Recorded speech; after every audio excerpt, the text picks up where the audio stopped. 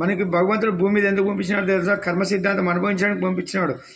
ఒక స్థాయి వచ్చేంత వరకు చదువుకొని మన తల్లిదండ్రులు చూసుకున్న తర్వాత పెళ్ళైన భార్యని మనకు పుట్టిన సంతానాన్ని చదివించుకొని తర్వాత మనం ఆర్థికంగా కొంచెము సంపాదన చేస్తూ కష్టపడుతూ ఒక ఇల్లు కట్టుకొని తర్వాత పిల్లలకు భవిష్యత్తు ఇస్తూ వాళ్ళు పెళ్ళిళ్ళు చేసి వాళ్ళు మంచి భవిష్యత్తు చూసినప్పుడు నువ్వు తండ్రికి ధర్మం అవుతుంది. అంతేగాని ఎవరో ఇచ్చిన పింఛన్తో నా అమ్మ నాయన మనం సాకుండా వాళ్ళ డబ్బులు చందాతో ఇప్పించినట్ల, పిల్లలకి మనకు చేత కాదు పరాయి వాళ్ళ సొమ్ములతో చదివించినట్ల, ఇవన్నీ ఆశ బతుకమంటే మనం చేతకాని సొమ్ముతో అంటే ప్రజలు ఇచ్చిన ఉసురు సొమ్ము పెట్రోల్ మీద, గ్యాస్ మీద, కరెంటు బిల్లుల మీద ఇవన్నీ రకరకాలుగా అన్నీ వసూలు చేసి మన రక్తం కూడిని మనకు తినిపిస్తున్నారు. ఇది కడుపు కంటుతుందా? చూడు, ఏది చేయనీయుడు. కష్టపడి నీ సొమ్ము 10 రూపాయలు కష్టపడి సంపాదించిన విలువ ఉంటుంది. నువ్వు అట్లా దీనిగా 1000 కోట్లు, 100 కోట్లు, లక్షల కోట్లు సంపాదించిన నిష్ప్రయోజనం మర్చిపోయి సిమెంట్ సమానం చెప్పాలా. ఇప్పుడు రామోజీ గారు చనిపోయినారు, ఇంత 1000 కోట్ల సామ్రాజ్యాన్ని వదిలిపోయినారు. ఆయన ఏమైనా తీసుకున్నాడు వెనక? ఇది మనకి ఎగ్జాంపుల్ చూసుకోవాలి.